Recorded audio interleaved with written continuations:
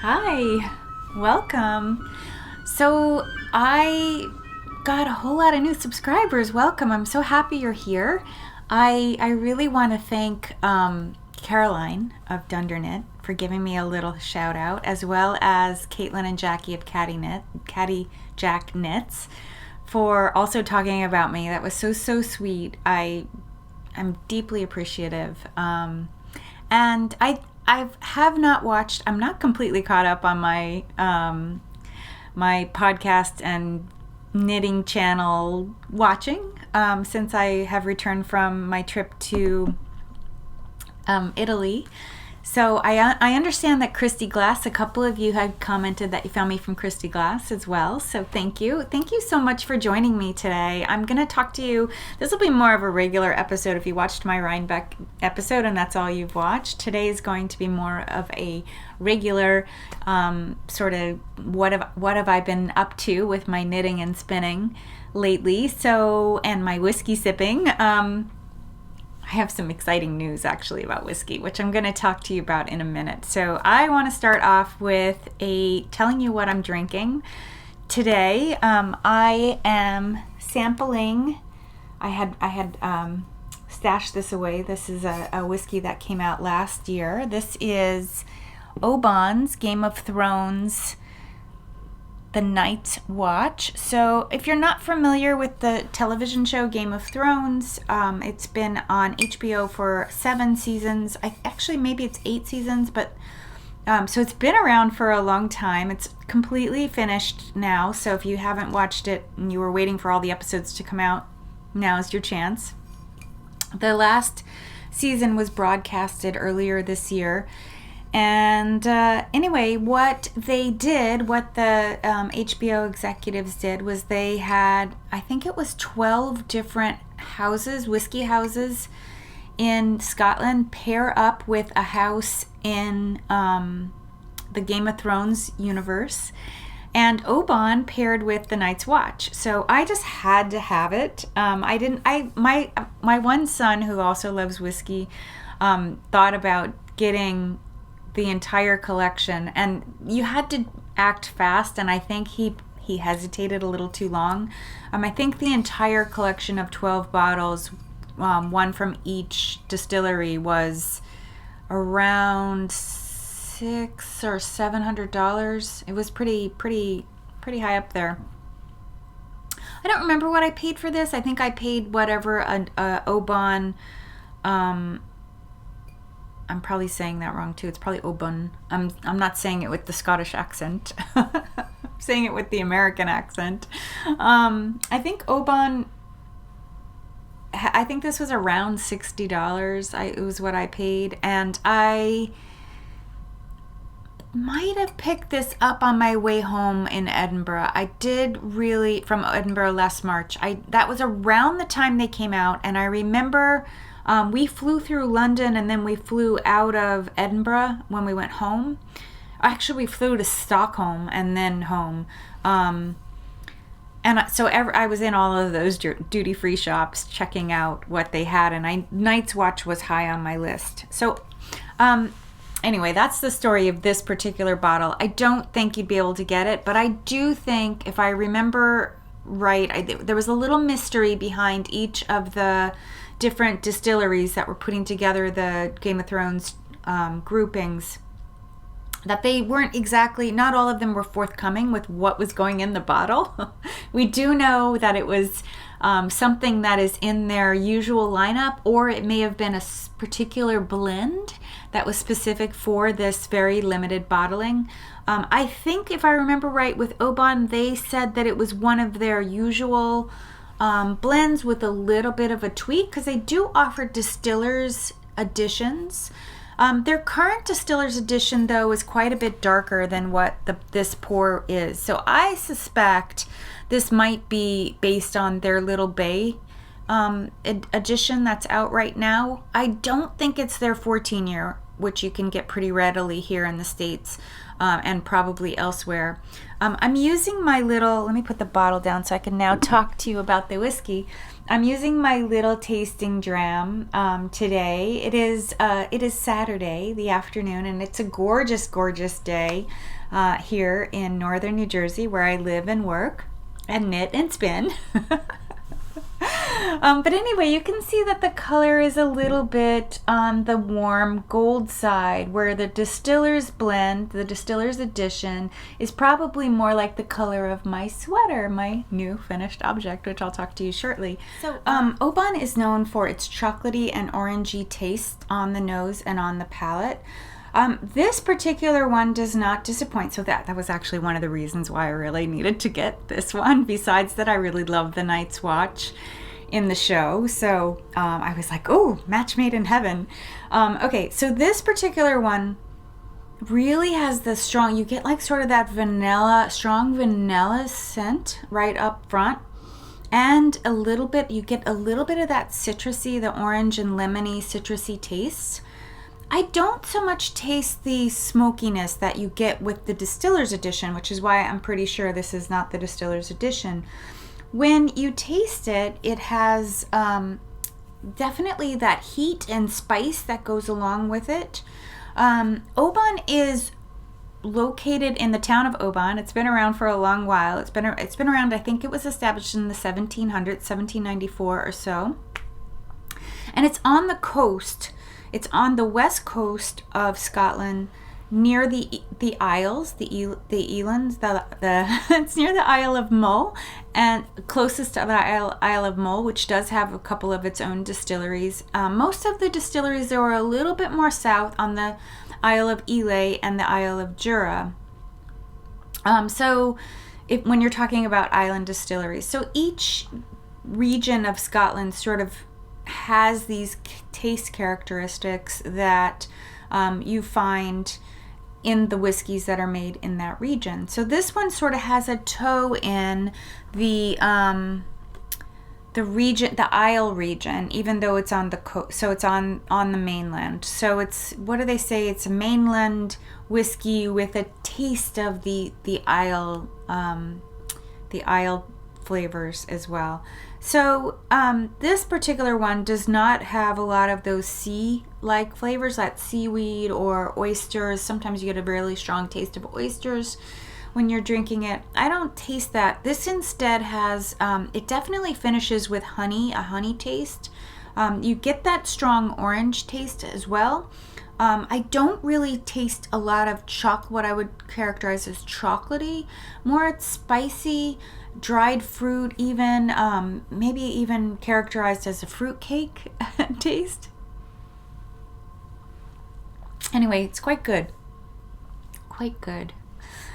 Definitely worth it. And again, I do not think that you'll be able to find this particular edition, but you could easily still get, I believe it's based on their Little Bay edition. I don't know that they were all that forthcoming about what exactly made up their Night's Watch edition, but it definitely is good. It's a novelty pour.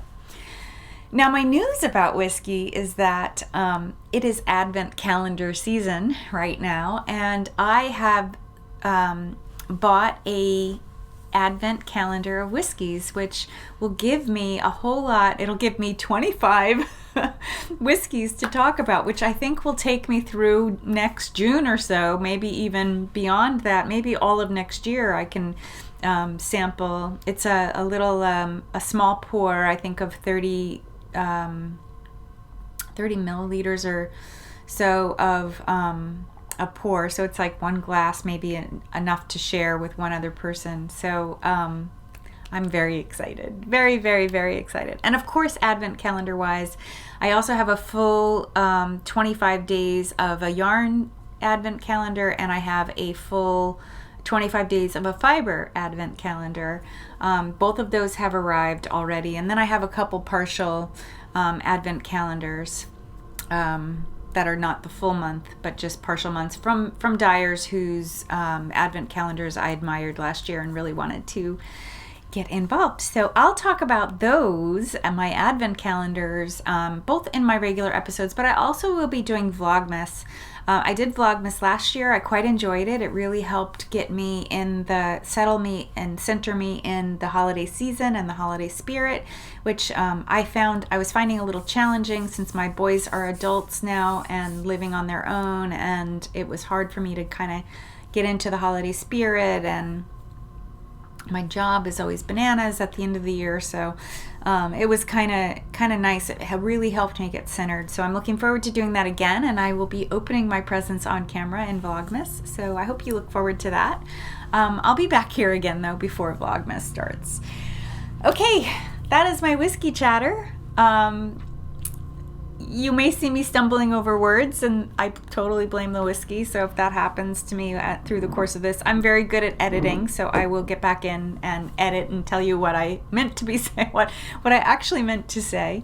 All right, yeah. So let's get into the wool talk, the knitting talk. I don't have any spinning to share with you this week, though I do have some first acquisitions. I have some fiber that I got that I'll show you. But I wanted to talk about my knitting. So this is my finished object. I had intended to wear this on the Friday of Rhinebeck weekend, and I just didn't finish it in time. I was still knitting it. It was the knitting that I carried around with me and worked on while I was at the show. I think I was working on a sleeve. I had one sleeve partially done, so I was just going round and round and round on the sleeve. But do you love it? Look at my skulls. Should I bring the camera closer? Do you want to see? Look at the skulls. This was a ad hoc knitting that I added on. It's not part of the pattern. I did a lot of modifications on this pattern. This was just one of them that I did. So that was a skull pattern that I just charted out on the pattern for the sweater and knit in. So let me get into what I knit, and let me find the actual, oh, here it is. So the pattern that I've made is the Tensho pullover. So that's it right there over here. I'll put a picture on screen. I probably already did of what it looks like. So it is by a Tensho pullover. That's the name of it. By Beatrice Dahlen. So she calls it Tensho pullover parenthesis artist on parentheses. It is a worsted weight sweater, and it is knit bottom up. So a couple of the mods that I did was I knit it in fingering weight yarn. So what I did for that, this was my second sweater that I've done this way, where I've changed up the yarn drastically. I pretty much know the number of stitches I need in the round on a fingering weight sweater. So I go right to the area where it says you're knitting the body. Did she have us knot? I don't know. I actually think it was knit in pieces as well, this pattern. I don't know that you knit it completely. No, it was knit in the round. She definitely knit in the round. So knit in the round bottom up. I knit top down. So what I did first was I figured out how many stitches did I need to go around my body, and I somehow need somewhere in that 220 to 230, maybe 240 if it's a very small needle. That's how many stitches I need to make it around to get my bust measurement plus about 4 inches of ease, so about a 43. I'm a 39-inch bust, so about a 43-inch bust. So I went to the pattern, figured out, after I did my gauge swatch, I pretty much in color work always get about 22 stitches to 4 inches, so I took the number of stitches divided by 4 divided by 22 multiplied by 4, and whatever, if I got into that 42 to 46 inches, that's the size I make. So if I get it somewhere in there. So that's how I managed to convert the worsted weight sweater to a fingering weight gauge, and then I went and followed the size for that. I think what it meant was that if I were normally going to make this out of worsted, I would have been making the size 4, but because I was using fingering weight, I went up to size 6, and that seems to be about what happens. It seems that it changes it by about 2 sizes. I mean, I'm lucky in that I'm sort of in the middle of almost every size range that designers make, so I'm able to go up or down based on whatever yarns I'm using. So yeah, so that was one change. And then knitting top down, that was kind of interesting versus bottom up. I pretty much just read the pattern backwards. One thing that happened, which I don't know if you can really tell on this, yeah, no, I think it's, this neckline was a little bit snugger than what I would say most top-down necklines. So the stitch count was smaller. I actually really like it. You can see I have a t-shirt on underneath. And this sweater pretty much mimics exactly what the t-shirt's doing in terms of it's a very close-fitting crew neck. I really do like that. At first I was a little worried when I was knitting it. It looked so tight. I wasn't sure I was going to be able to get it over my head, but in blocking, of course, everything relaxes a bit and it was fine. So it's not tight at all going over my head, but I would caution you if you are going to do this pattern to just be aware of that. You want to make sure you're casting on very loosely using a very stretchy cast on method so that you don't end up with a cast on that's so tight you end up having to pick it out and then re-knit a little bit to get a looser neckline. And I do think, in all fairness of the pattern, I do think that it's quite a snug neckline as it is, which is nice, actually. It's nice when it's cold out. It's been very chilly. Our heat broke this morning, so that's why I'm all layered up, and it's still not quite up to what it should be, I don't think, in here. It's pretty chilly. Yeah, I think it broke sometime in the night because I woke up very, very cold and cranked the heat up and nothing happened, so... but the guy stopped by today. Anyway, I digress. Whiskey. What other mods did I do? Oh, okay, and then I modified it by, I think I can show you this without giving the pattern away. I extended the color work, and the color work ends this way, so I extended it by adding in this skull right here. So I just added a few more rows. And one of the things that I knew, because I was going from a worsted weight to a fingering weight, I knew my row count was shrinking. So I knew when I was coming down the yoke, when I was going through all of the pattern, that I needed to add more. And I was trying to figure out, just thinking in my head, like, what did I want to add? Did I want to add more color work, or did I want to just, like, I was thinking about just extending the cross hatches, like just going lower and lower with the cross hatches, because I knew I had to knit more. I was going to have to knit more than what the pattern called for because my row count was going to be shorter than what it would be if it were worsted weight. And then I was like, oh my god, I'm doing a skull, because I love skull iconography. I have a lot of skull stuff that is and skeleton stuff that I wear and have out all year round, not just for Halloween. So I often stock up on my black candles and my skull iconography and bat. I love bat iconography too, and just like sort of Halloween iconography. Not the Halloween colors, not that purple, orange, black thing really does remind me of Halloween, but the iconography, the symbols are what I really like. So I'll have those out all year round and I'll wear them all year round. So yeah, I thought, okay, I'm going to do skulls. That'll just be perfect. And it ended up extending the pattern by about 6 rows. And then I still knit some plain color for a little bit longer just to get the length of the yoke to where it needs to be. So again, because I've made so many color work sweaters that are top down and have this yoke treatment, I pretty much knew what length yoke I was looking for as well. And I mean, the pattern also told you I could back out the math and figure out exactly what the length was supposed to be. and go from there as well. But I knew I needed to aim for something like 8.5 to 9.5 inches. So I knew I had to land in that zone before I went ahead and did the separating for the sleeves. The sleeves ended up being quite tight fitting, which I don't mind. I could have easily added, so when I separated for the sleeves, I could choose how many stitches I wanted to cast on for the underarm, as well as, which would then increase the measurement of the bicep. And I forget what number I chose, I think 10 or 15 or something like that.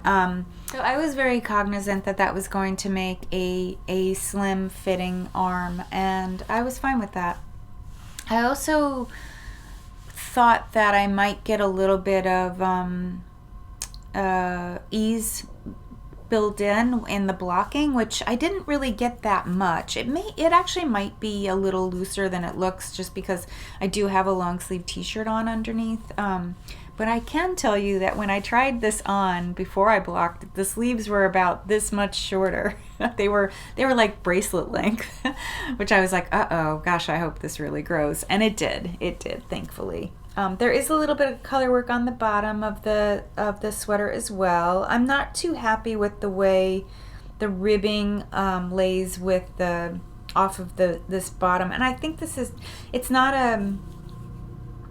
a pattern problem. It's just the nature of whenever you do a 1x1 rib after doing some color work. I just think it's what happens. So I went down a needle size for the color work. Sorry, just straightening my t-shirt. I did go down a needle size for the color, from the color work to the ribbing, and yeah, it's still just not, it doesn't lay exactly right. Though I don't mind it. It doesn't look terrible. I don't think it does. It looks terrible. I haven't told you about the yarns. Let me tell you about the yarn. The yarn I used, I have a lot left. That's the other thing that really surprised me. I have almost a full skein left. So I used about 2.2 skeins of fingering weight 400. It is 400, right? Yeah, 437 yards. It's a sock yarn, so it's a 75-25. Sorry, 75-10-10. 1510. So this is by Uschitita. Actually, let me show you this first. Her squirrel sock. So this was a yarn that she launched at Edinburgh last year, and earlier this year in March. And it's based on, if you follow Uschitita on Instagram, she and her partner have been raising squirrels that they found abandoned in their yard.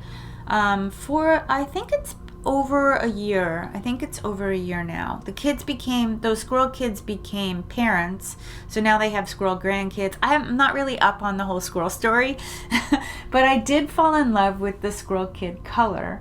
And you can see a little bit of sparkle in there.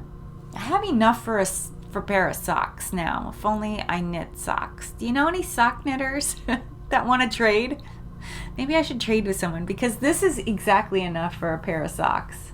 I probably have enough of the contrast color, the Spincycle dyed in the wool, tangled up in blues. That's what I used for the color work.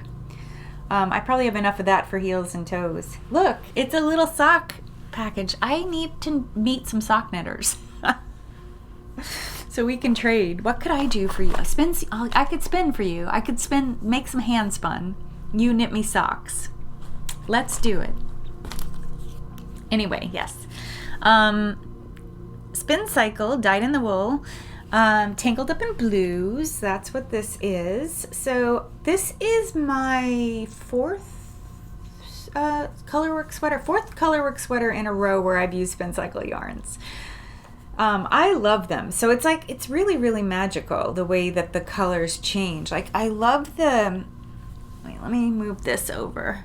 I love the way that the blues went like through this like marine lagoon blue to a pale blue to this deep dark blue, and then that dark blue continued in the cuff. I really didn't do anything. I didn't do any yarn management to get the cuffs to match. It just happened. So I guess if I was in a more transitional part of the skein, like maybe over here, I might have ended up with 2 different color cuffs, but I kind of didn't care if that happened. So I was cool with it. But yeah, that is my Tensho pullover. I will have already, I think, inserted a picture of me wearing it. I tend not to get up and do the little dance around because you just see me fussing with my clothes over and over, and that wouldn't be fun for either of us. This is really good. Really, really, really good. Okay. Moving on. I have 2 works in progress that I've been making progress on. Well, let me talk about this one first. This is actually, I put this on Martha. This is Martha, my mannequin.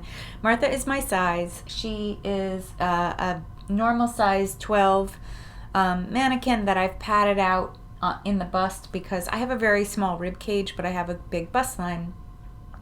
It really confuses people when they look at sweaters on me because they think that I have negative ease, but I don't. I actually have positive ease. It's just all under here. It's when you have a big cup size, it pushes the sweater or clothing out and it looks like negative ease.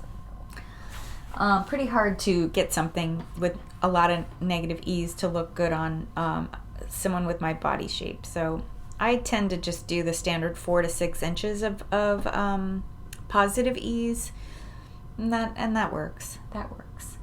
So anyway, you're probably looking at this thinking that there's a lot of negative ease, but in fact, this is a rib knit that when I block it, it will end up having negative ease. Positive ease. It'll end up having that 4 to 6, I think. I think I was aiming more for like 2 though. So let me tell you about the pattern and tell you about the yarn. So the pattern is one of my own design. It is, hey new viewers. I'm a knitwear designer, former professional knitwear designer, current university professor, and I still design for the hand knit market occasionally. I self-publish. I haven't had anything published anywhere else. I have tried. I've done some submissions. I've gotten very close. I know I've gotten very close with Pom Pom because they've told me that I've been very close. And yeah, anyway, whatever. Someday, maybe yes, maybe no. It's not, I don't depend on design work for my livelihood. So I'm not I guess because of that, I'm not incredibly motivated by money or by the lure of money because my livelihood is teaching. So I just design when I want something. Whenever I'm looking to knit something new, I flip through the Ravelry stuff. I scroll through Ravelry or I look at Instagram and try to figure out, if I have something in mind, like, can I find a pattern that already exists? And if I can't, I go ahead and just make it for myself. So in this case, I really wanted to emulate this. I think it has either maybe 1 inch of positive ease, a very close fitting sort of layering t-shirt. So it's a fine gauge knit. It's machine knit, of course. And it's got a crew neck, and it is got a very close set-in sleeve, and completely probably made in Hong Kong or China somewhere. But I tend to call it my uniform, my work uniform. I put that sweater. I have like 6 of them, so I'll put those sweaters with a pair of pants, either jeans or corduroys, pull on some boots, throw a shawl around my neck, and go to work. So it's like my very easy, wear every day type of look. And it just, especially in dark colors and black or gray or even like neutrals, you just look completely pulled together, like you really thought a lot about what you're wearing when actually I didn't think about it at all. It's the thing I wear when I'm not feeling well and I don't want to dress up. But nevertheless, you look dressed up because it's like a very easy to wear outfit. So those sweaters are wearing out and it's time for me to buy some new ones. And I've actually looked because I'm not sure how this experiment's going. So in the meantime, I thought I might try my hand at designing a pattern that would emulate that sweater and have a variation. So what you're seeing here is the result of my first attempt. I have 3 planned. I've got yarn for, well, I'm spinning, one will be out of my hand spun, so I'm spinning yarn for one of them. The other one I have got some plucky knitter yarn, and it's going to have some sort of color blocking or striping pattern in it, but it won't be textured like this. This is a textured knit. The one that I'm making out of my hand spun probably will be a simple like 3x1 rib. I don't think it's going to be a textured like this one, textured knit. This is mistake rib, I think it's called. Let me show you. Well, first I'll show you the very rough sketch that I made. It's based on this J. Crew fine gauge pullover right here, just a very simple crew neck with a set-in sleeve. So I just specced it out, and then from there, specced it out, swatched, and then wrote up some instructions, and that's where I'm at right now. This particular one, you see this cutout right here, this will be so again, it's a rib knit. So this will be a Henley. There will be a 1x1 rib button placket, right? That'll be right in there, right up the front there, and then there will be a 1x1 rib neckline as well. It is a little bit more scooped than I intended, but I think on the body it's going to look fine. I'm planning to do a fairly significant, about a 1-inch 1x1 rib collar. So I think it'll be fine. I do want to show you too. My returning viewers are probably bored of this because I've shown this every time I talk about this sweater. This is what the stitch looks like after blocking. So you can see there's like all of that, what is looking very scrunched up on Martha, flattens out significantly. So what is looking like and is in fact negative ease will actually not be negative ease once I block it. I'm pretty close to the bottom of this sweater. I need to switch to a smaller needle and do probably a 2x2 rib finish instead of this mistake rib stitch. So again, that stitch looks like this. So you end up, it's the same on both sides. It's reversible. It's not focusing my camera. There we go. Yeah, so I'm pretty close to I'm going to do the 2x2 rib bottom, stitch bottom, and then I will be tipping the bottom with a bright yellow yarn. There you go. All right, so what is the yarn? The yarn is some old stash of mine that I got from Qing Fibre. I'll get the label out. I think this was a one-off that she did. She calls the yarn Tweed Sock, and the color is there on the far left of the screen. It says Panda in silver letters. It's 100% merino, 100 grams is 400 meters. Really big skeins, but also the yarn. So I had originally planned this yarn to be for something else, and it just didn't work out. But the yarn is really thick. I think it's a sport weight. I don't think it's a fingering weight, or if it's a fingering weight, it's definitely a heavy fingering weight. I am knitting on a size 5 needle, and sorry, I dropped something. And it's like substantial. Yeah, so anyway, the colorway is called Panda. I have not seen this tweed sock in Qing Fibre's repertoire for a long while. I was ordering Qing Fibre.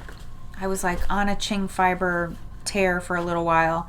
A couple years ago when I first discovered her, I bought a bunch of her yarn. I used a lot of her yarn in my knitting right around that time. And this sweater quantity kind of languished in my stash as I struggled with what to do with it. And I'd been dreaming about making this layering t-shirt for at least a year before I finally cast it on.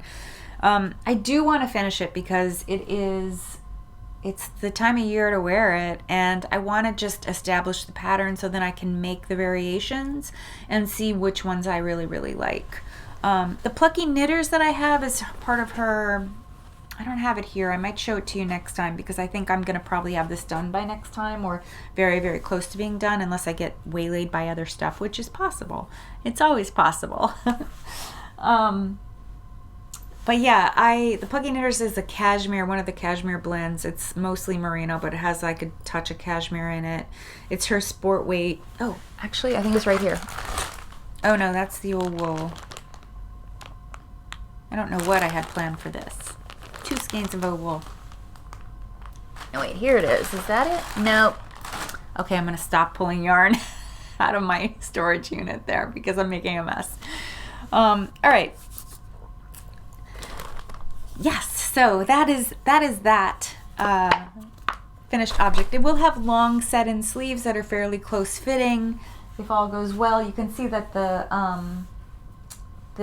bottom of the figure, Martha's armhole, is right here. This is just a normal t-shirt, one of my regular old t-shirts that she's wearing.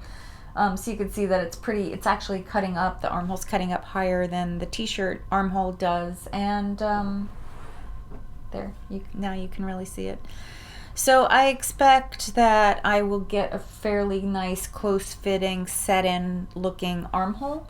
All of this ribbing will probably relax out to the edge of the shoulder, I'm assuming. So yeah, it should be pretty nice. I'm looking forward to seeing how the rest of this works out. Yeah, keep you posted. All right. My other work in progress, this is one that I cast on while I was away, and I had been talking about making this for a while, and I had said that I was saving it for my trip. So I have cast on and am I'd say about halfway through a Birds of a Feather pattern by Andrea Mowry. So there you go. I love how the gold yarn really changes it changes the color camera, so it makes it really kind of ugly when I put it up close. Oh wait, there, that's more the color. It's really funny. So yeah, I'm in the section, I'm sure like everybody made this shawl but me. I didn't knit an Andrea Mowry pattern until I made the throwback sweater that I made for Rhinebeck. That was the first Andrea Mowry sweater, and meanwhile, like, Stress Knits did an entire year of Andrea Mowry patterns. I think I read somewhere that she's published, I forget, like 110 patterns, like a lot of patterns she's published. Maybe it's not quite that many, but I mean, you could certainly knit her patterns exclusively and not run out for a long, long while. But anyway, I'm in the part where one edge is straight. So at first you knit, if you're not familiar with this, which I'll be surprised, but maybe there's people who still haven't knit it. You start right down here at this end with just a couple stitches, and then it slowly grows section by section. You're adding stitches every section on the side. You're adding them practically every row even. The only thing I'm not looking forward to is all those loose ends that I'm gonna have to weave in, because every section you break the yarn, which you should. I mean, I usually try to figure out a way to weave them in as I go, but some of them I'm gonna have to just go back and do a little hooking in. So yeah, it's not growing anymore. I'm just knitting straight now. Still doing this chevron pattern. It's actually was quite joyful to knit. I ended up, so funny enough, like I need to talk about this pattern for a second. So I'm just going to talk to you about this pattern for a second before I tell you about the yarn. So I cast on, I needed to get my toes done because Italy, it was 80 degrees over there when we first got there. And I knew I wanted to wear sandals. I wanted that option. So I wanted to have a nice fresh pedicure before I left. So I took the yarn and the pattern in my little beautiful sister's bag, which I love. I love how bright and cheerful it is, and I love the shape of it. And I love how it makes a cute little box when you get your yarn all situated and your pattern all situated in it. So I had set up my little pouch for taking on the plane and went to the nail shop and nail salon, and I cast on and started to knit it. And as I was working on it, I realized that you have to do something every row. Like, there's no mindlessness with this. You have mindless knitting within the row, but at the beginning and at the end, and sometimes in the middle of the row, you're doing something. You're doing something. So I was like, oh no, this isn't going to be good travel knit, because I want something that's really mindless, like this sweater was. Once I got past the colorwork yoke, I was just knitting in the round for miles and miles and miles, and that was lovely, and I really, really enjoyed that. And I was like, oh no, this might be a big mistake taking this pattern. So I hastily when I got home, I decided to power through with this for my plain knitting, but I put in my bag, in my check-in bag, I put in another pattern, another project that was more mindless. It was a textured knit. It wasn't this one. It's my Joji Locatelli Like a Cloud cardigan that I didn't work on at all since the last time I talked to you, so I'm not showing it. So I put that in my bag because I thought, you know what, if I really get fed up with the fiddliness of some of this knitting, at least I'll have something that I can work on and I won't be stuck with no knitting. So I put that in and I took this on the plane and I continued knitting, and I actually found that I really enjoyed it. So what I ended up doing was, this was my travel knitting, so I knitted on the plane and I made it probably just short of the first lace section.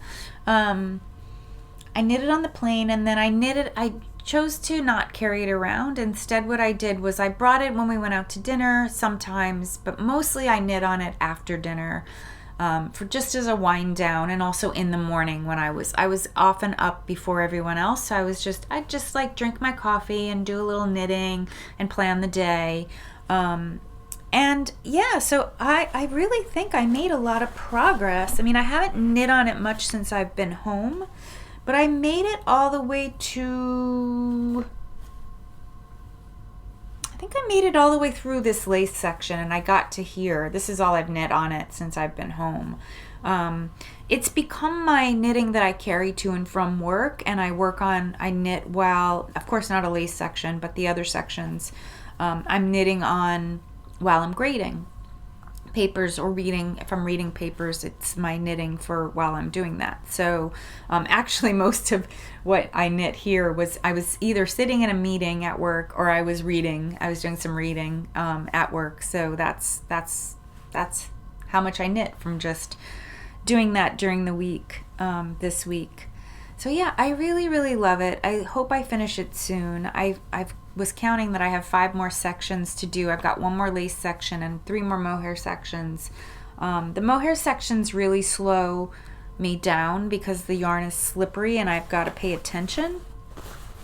Let's see, what else? Oh, the other thing about the pattern though, I constantly lost or gained stitches. Like, my stitch count was always off, and I think that's because you're increasing practically every row. I think you really are increasing every row. You're always doing something every row, and I think sometimes I must have been messing up, but I didn't like that. That was kind of an uncomfortable feeling. I may even be off now. I haven't checked my stitch count lately. I figure I'm going to check it just before I do the lace row, just to make sure it's okay. That's the problem with things that you have to pay attention to, right? I mean, it is a beautiful, beautiful pattern. Oh, I didn't tell you about the yarn. So the yarn is again Qing Fibre. Oh, here, I forgot, they're over here. This is a newer Qing Fibre. It's not a new color, but she made a line that she called Shangri-La. So the gold is from that. It's the colorway Ember. I'm having trouble reading it, but I think if I put it on screen, yes, I'll be able to read it. Yes, 100% superwash merino, 400 meters, 100 grams. Just like the tweed sock, but this is definitely not as thick as the tweed sock. So I bought 2 skeins of this at my local knit shop, Knit Tapestry. She brought in Qing Fibre because I had been talking to her about Qing Fibre, so I wanted to support her. Besides, I really, really, really love this color, and I immediately thought of it for a shawl color. because I think I've talked about this before, but I have a bright pink coat, I have a turquoise coat, I have a green coat, green tweed coat, and I have a navy blue coat. So just different weights of thickness because we get really extreme weather here.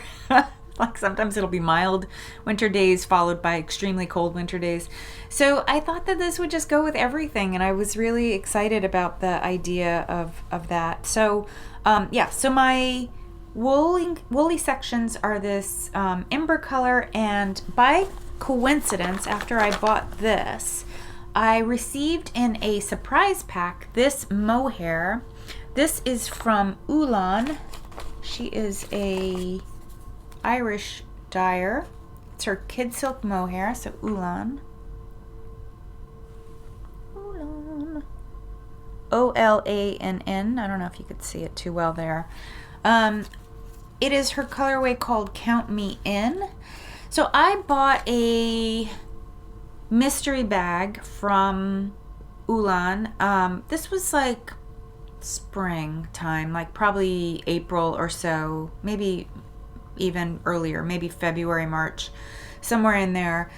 She did mystery sacks, and when you get a mystery bag from indie dyers, often you're getting it at a discount price. Like, so it's not the same prices that you would pay for however many skeins. I think it was a set of 3.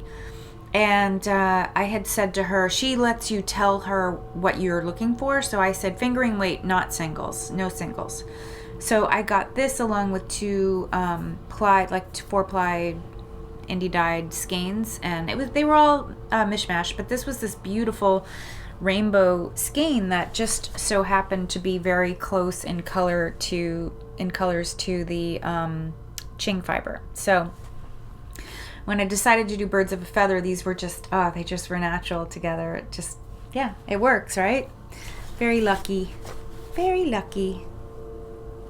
Yeah, so I think they work very well together. I don't know that mohair dyed in ember would be all that different. What I do notice in the mohair is that there's a little bit more pink in it than there is in the like in the wool. It's more this rusty red color, where in the mohair it's pink. It's like a hot pink. So I'm not sure if I would have gotten more of a rusty red had I bought the kid silk in the ember colorway from Qing, but I like it. I think it works.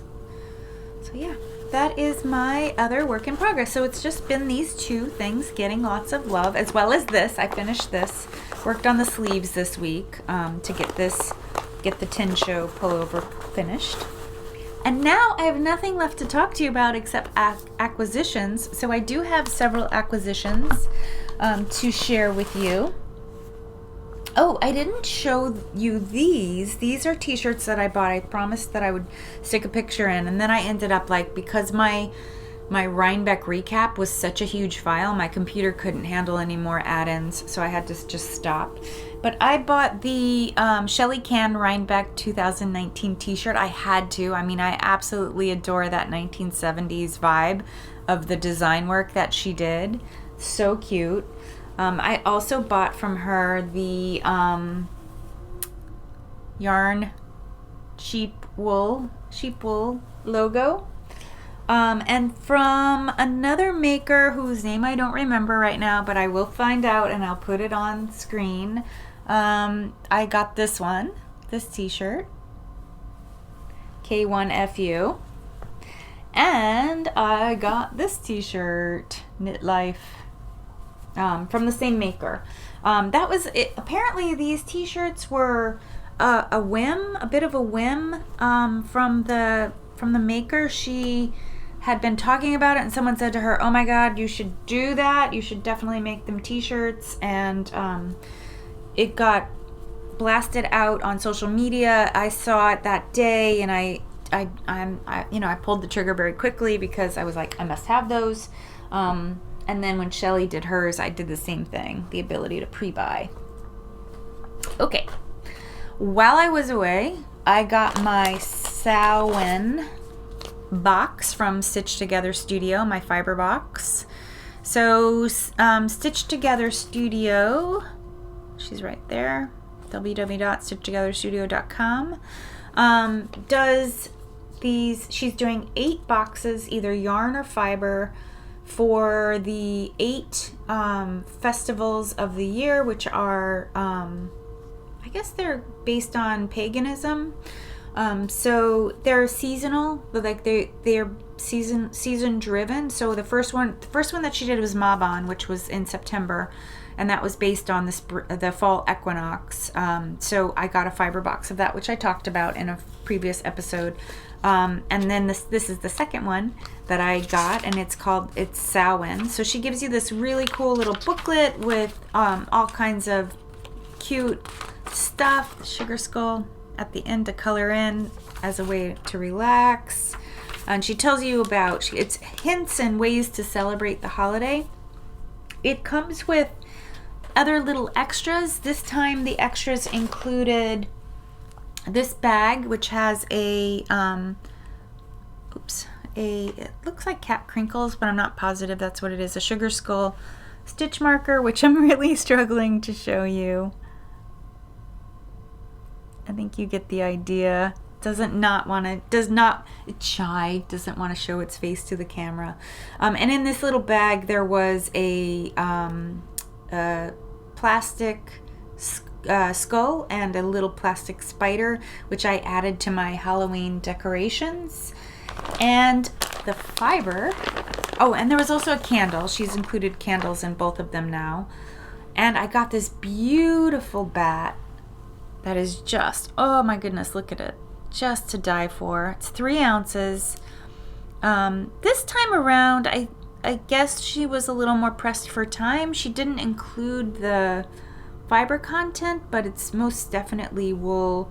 There's some fire star in there that you can see right there. It looks like there's some locks, because you can see these are kind of, I'm not sure, I don't know if it's Tinsdale, I don't know. It didn't say, but nevertheless, it's beautiful. Looking forward to spinning that. I haven't done any spinning because I was away for a couple weeks, and then when I got back, I was all about finishing this sweater. So I really haven't done any spinning, but I will. I will get back into that. Probably next time I see you, I'll have some spinning. And my last acquisitions were ones that I bought in Italy. So I went to this shop. I had read about this shop called Lellabella in Venice. And it's the only yarn shop there, so that's the name of it. And I walked in, and there was another American in the shop finishing her purchase, and she left. And I was just browsing, and the shop owner came right over to me and said, "Can I help you?" And I said, "What's local?" So she immediately directed me towards this 100% cashmere lace weight yarn, which I was like, lace weight, I don't really want to knit lace weight. So she talked to me about, she showed me a sweater she was working on that was this yarn paired with this yarn. So this is another lace weight. This is like the kid silk mohair, only this is silk cashmere. And she was making a sweater with 2 strands held together, and it was gorgeous. I did not buy a sweater's quantity, however. I bought enough I bought 2 skeins of this, so I basically have about 700 yards of each of them, so it's not quite a sweater's quantity. But it turns out it's enough for the raglan sweater by Jessie Made Design, which I'm going to pop on here. So I think that's what I'm going to make with this. So I don't know when I'm going to get around to casting that on. It's just gone in my queue right now, and this yarn is tentatively earmarked for it. I think it would be gorgeous. I can't wait to see how this silk cashmere knits up. I bet it's beautiful.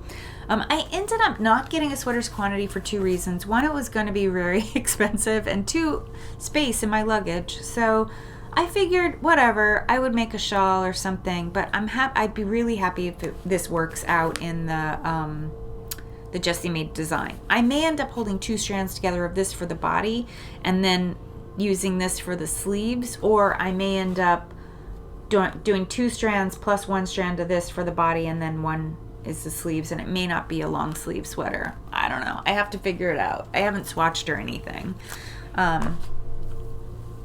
All right, I'm almost done. I have worked on a couple new ideas for cast-ons. So a couple episodes back, I talked about wanting to knit this sweater here, which I'll pop on screen too because it'll be prettier than looking at my black and white printout. This is the achikochi sweater by Iri Shimizu. Iri Shimizu. So I swatched for it because I realized that I had, let me show you the swatch first before I show you that. I had some beautiful Shetland wool that would work beautifully in it, and I thought immediately that I would do something with red, just because, like gray body red stitching, just because that would look really pretty for the Christmas season, but also just really pretty for like a nice neutral, a nice use of that pattern, that beautiful yoke, textured yoke design that she has up here. I thought it would look really, this Shetland wool would look really great in it. So, and I wasn't sure on which of the reds I wanted to use. So this is the wool. This is the main body. I bought this at Edinburgh Yarn Festival. It's from Lammermuir wool. It is a homegrown Shetland lamb's wool with selected Romney yarn. It's a 4-ply, 437 yard put up on 100 grams. So I have a sweater's quantity of that. Guys, it is so soft. Like once I blocked it, the softness is killing me. It's beautiful, and that it's got this lovely little halo. I really love it. So I swatched 2 different red yarns that I had in my stash. So this is one of them. This is a Targhee yarn from I want to say it's Blue Moon. Yeah, Blue Moon Fibre Company. 100%. Is it superwash? Doesn't say. 100% Targhee, hand painted. It is called Lollipop Lolly. It's a fingering weight. So that's what you're seeing on top in the swatch. That's the coral and red blend there. I really like it. I actually think that's what I'm going to go with. The red that you're seeing underneath is a special club color from Casual Fashion Queen. It's part of her Game of Thrones. Game of Thrones yarn club that she did, I don't know, around season 4. It's been a while. It's been sitting in my stash a while. It's this red right here. It's very pretty. But I didn't like it as well as I liked the one that's the Targhee blend from Blue Moon Fibre Company. I don't know. It's pretty, but I think that the Targhee does a better job of blending with the Shetland. And I don't mind the orange. I mean, I got a very stripy knit up right here in this because I knit back and forth. I don't think it's going to end up being that stripy when I knit in the round and I'm knitting a couple hundred stitches or 300 stitches in a yoke. So yeah, that is my plan. That is my plan. Perhaps if I had some red Shetland wool, I might end up going that route. But I want to use yarn in my stash. I really want to get through. I'm not nearly like, I know some of you out there, some of you people out there have enough yarn, more yarn than you can knit in a lifetime. I'm not nearly there. However, I do have probably enough yarn to knit for the next couple years if I don't buy any. So I'm very keen to actually, and I love all the yarn I bought. It's not that I bought yarn and I don't love it. It's just that I've gone to festivals and I've bought a bunch of yarn and I couldn't possibly knit it all. Or I follow someone on Instagram who's doing a special sale or something or whatever, and I really want it. So I buy it thinking I'll knit it into something someday. Anyway, we all have our reasons why we buy what we buy, right? Not trying to justify, nor am I expecting you to justify to me why you buy what you buy. You should buy whatever you want, whatever makes you happy, right? Yes, so I also swatched for the, oh my gosh, so after Rhinebeck, I realized that I really love the stone crop cardigan and stone crop pullovers that I saw there. I mean, I think seeing Christy Glass has said this so many times, like seeing a sweater in person can really change your view of it, for better or worse. for me, seeing the Stone Crop cardigan by Andrea Mowry in person on people just made me fall in love with it and made me realize that I really, really wanted to knit it. So again, I thought about what I had in my stash. I have a lot of, this is a fingering weight sweater. I have a lot of dyed in the wool yarn, and I have this particular color that I bought at last year's Rhinebeck, last year's India Untangled, called Stay Out of the Forest, and I really, really love it. So I was thinking, my first thought was, oh my gosh, yes. So I'm going to do the Stone Crop cardigan, and I'm going to knit it with this Stay Out of the Forest. It turns out you need a little over a skein, so you need like a skein and a half or a skein and a third for this pattern. So I hunted for it. I had asked, I'd seen the Spincycle women at Rhinebeck, and I chatted with them, and I specifically asked, this was before I knew I was going to use this for the Stone Crop, but I knew I loved this, and this was the next Spincycle yarn on my mind to use in a colorwork pattern. I specifically asked if they were still making it, and they told me yes. So I did a little hunt when I realized that I wanted to do the Stone Crop cardi with this. I did a little hunt to see if I could find another skein, and I couldn't. So then I started to think, I've got a couple skeins I've got a half a skein of the Truth Bomb that I used in one sweater, and another almost full skein of Truth Bomb that I used in another sweater, because I've used the Truth Bomb twice now. I had 2 skeins of it. And I started to think, if I just need a bit more, I could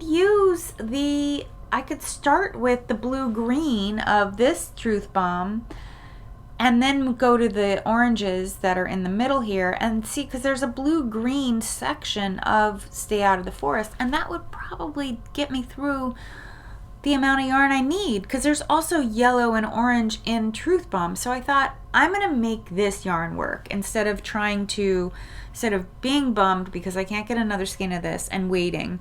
I did do a quick cursory look on Ravelry to see if anybody was destashing Stay Out of the Forest, and there's only about 10 or 15 people that have bought it and have posted it. Of course, many more have bought it, posted it, but all of them are not for sale. And I just didn't want to deal with reaching out to people. I have done that in the past. I just didn't want to deal with reaching out to people and asking, will you sell it? Will you sell it?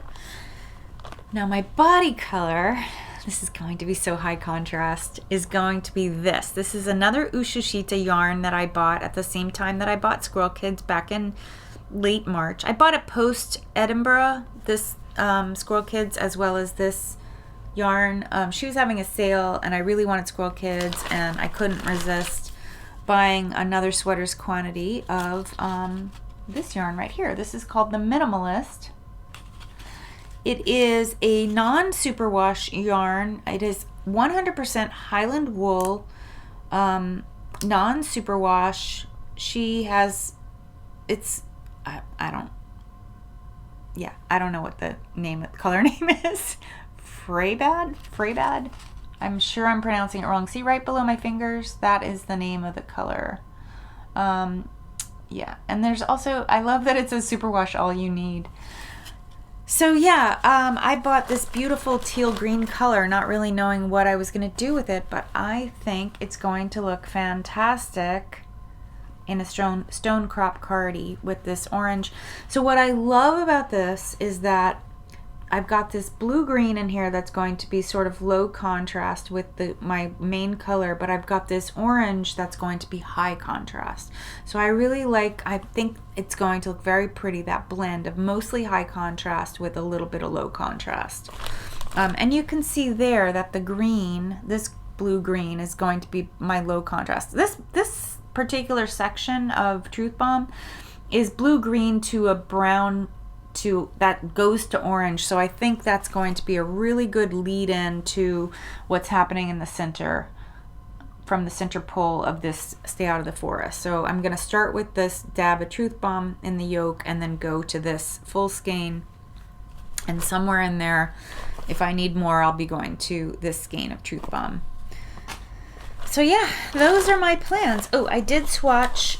Somewhere in here is the swatch here. I swatched with Tangled Up in Blue just so that I wouldn't use the yarn I'm planning for the sweater. I'm getting to the end, winding down here. One last thing, just talking about Andrea Mowry patterns. Again, this is only the third pattern. This will be the third pattern that I've made. I cannot figure out how she ever got 27 stitches to the inch. That's what the gauge swatch is supposed to be. So I had said that I pretty much know my gauge on a colorwork fingering weight yarn is about 22 stitches to 4 inches on a size 4 or 5 needle. Like, it goes up or down 1 or 2 just depending on the yarn, but basically like these indie dyed sock weight yarns, I know I'm getting pretty much the same gauge over and over again. So nevertheless, I did gauge swatch this because this seems a much more substantial fingering weight yarn than the indie dyed superwash. So I wanted to swatch, and I knew there was no way I was going to get 21 or 27 stitches to 4 inches. Instead, I got 22. I got 22 right on target for me. 22 stitches to 4 inches on a size 4 needle. There's the only way to get to a 27 stitch count would be to go down to like maybe a 1. I don't even think a 1 would get me there. So instead, what I'm going to do is knit a smaller size. So I should knit size 4 for me. I'm going to knit size 2. I just backed in the math to the stitch count again, looking for that 220 to 240 stitch count around the bust so that I would get the ease that I need. And that should work.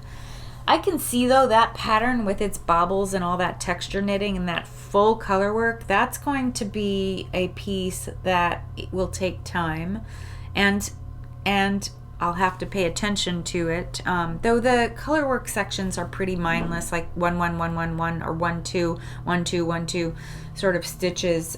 So that'll make it a little bit easier and fun. And that sort of potato chippy, like really makes you want one more. So I can see that will move along. I haven't knit bobbles in ages. I actually hate bobbles. I hate the way they look. But this sweater in person, those bobbles looked really good. This is a particular type of bobble from what I've read. You do it with a crochet hook instead of with your needles and doing a bunch of yarn over and whatever. So I don't know, I'll see. I think I'm gonna try it. I have read that some people haven't done quite as many. They've made the bobbles smaller, which appeals to me. So I think I don't know, once I do one, I'm gonna figure out the way to do them smaller. So that is part of my plan. Anyway, I hope you enjoyed today's episode. I hope you enjoyed my little whiskey chatter. There's so much more whiskey chatter to come when I get my 25 samples of whiskey to go through with you. I'm not gonna say those are all gonna make it on screen, but a lot of them will. A lot of them certainly will. I hope you have a lovely week. Thanks so much for spending time with me. Please like and subscribe if you're not already subscribing, and comment below if you like. I love my little community. I always talk to everyone who posts, and we have a nice little back and forth. If there's anything I didn't clarify or you're confused about, go ahead and ask me. I'll do my best to. Remember, I'm a teacher, so I've got some pretty good teaching skills. I can usually I'm pretty good at explaining, and if it takes more than what I think I can write back to you, I'll talk about it in my next episode.